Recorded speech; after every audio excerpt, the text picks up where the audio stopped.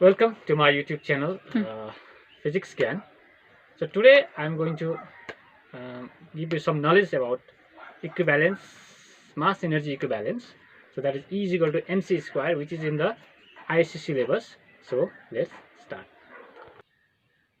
So mass energy equivalence. Okay, this is also called binding energy.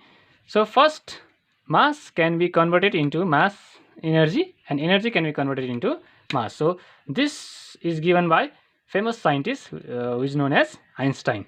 That is E is equal to mc square, where m is equal to mass, c is equal to velocity of light, and this equation is known as mass energy equivalence. Okay, the conversion of energy into mass and mass into energy can be observed at nuclear level. Okay, so it is always observed at a nuclear level. So let's go to next topic, that is binding energy.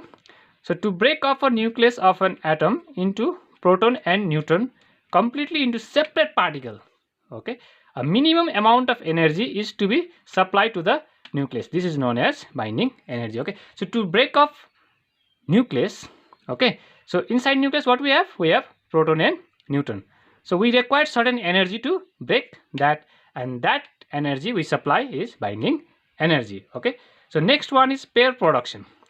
So when gamma ray photon falls on the substance, okay, it absorbs the energy and result in the production of electron and positron. In this process, energy is converted into mass. This is known as pair production. So pair production means nothing. One photon is break into two particles, that is electron and positron. So electron has negative charge, positron has positive charge. So next one is rest mass energy. So this is also given by Einstein. According to Einstein, when body is at rest, it also has some energy.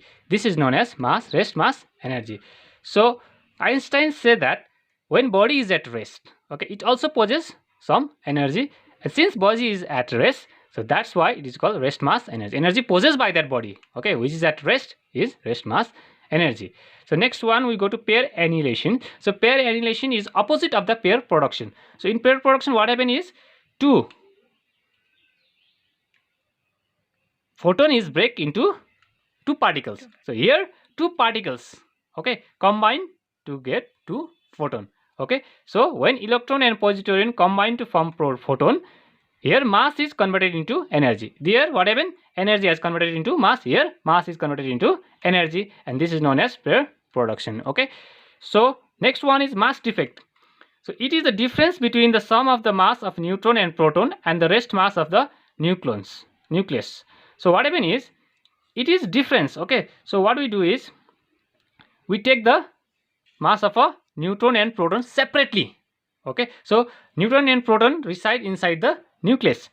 So we take first separately neutron and proton, then as a whole nucleus. Okay, so as a whole nucleus we take the mass. So we subtract that mass of a proton and mass of a neutron and mass of the nucleus, that we get some difference. Okay, so that difference is nothing but a mass defect. There is some defect in mass. Okay, so actually it should be equal, but if we do like this, it will not be a equal.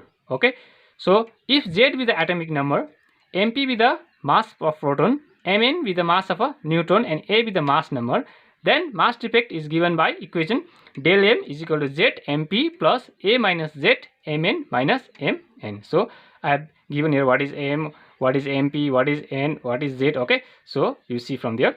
Now expression for binding energies. Okay, sometime what they ask is they will ask to determine the binding energy. So that time what you do is you have to first find the Z.